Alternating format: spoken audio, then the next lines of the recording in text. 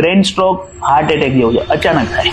મારે એ જાણવું છે કે તો બ્રેન સ્ટ્રોક નું હમણાંથી પ્રમાણ આટલું બધું વધી કેમ ગયું? ફર્સ્ટ ડે થી હાર્ટ એટેક ની સાથે સાથે બ્રેન સ્ટ્રોક પણ બહુ જ વધારે છે. પણ અત્યારે લોકોની અવેરનેસ ના લીધે, ફેસિલિટીઝ અવેલેબલ હોવાના લીધે તમારી આસપાસમાં બહુ બધી હોસ્પિટલ, સીટી સ્કેન, MRI, ન્યુરોલોજીસ્ટની સંખ્યા વધી રહી છે. એટલે એનું ડાયગ્નોસિસ વધી રહ્યું છે. એટલે અત્યારે લોકોને વધારે ખબર પડવા મળી, ચર્ચા પણ વધારે વધી છે. અને સાથે સાથે રિસ્ક ફેક્ટર પણ વધી રહ્યા છે. તો સાયન્સ તમે જણાવો કે કેવી રીતે ખબર? માનેલું કોઈ પર્સન જે રોડ ઉપર જઈ રહ્યું હતું અને અચાનક જ એને કંઈક એવા સિમ્ટમ્સ દેખાય તો આજુબાજુની પબ્લિકને ખબર કેવી રીતે પડશે કે આને બ્રેન સ્ટ્રોક આવ્યો? Okay, brain stroke heart attack જેવું છે, અચાનક થાય.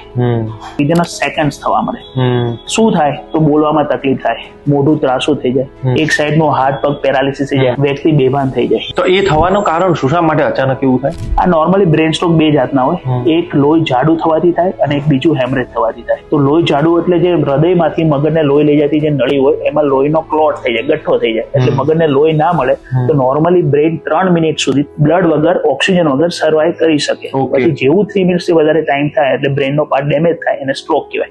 અને બીજું જયારે બ્લડ પ્રેશર વધી જતું હોય અને એના લીધે મગજમાં લોહીની નસ ફાટી જાય એટલે હેમરેજ થાય અને એ હેમરેજિક સ્ટ્રોક કહેવાય. એટલે બે જાતના સ્ટ્રોક હોય છે.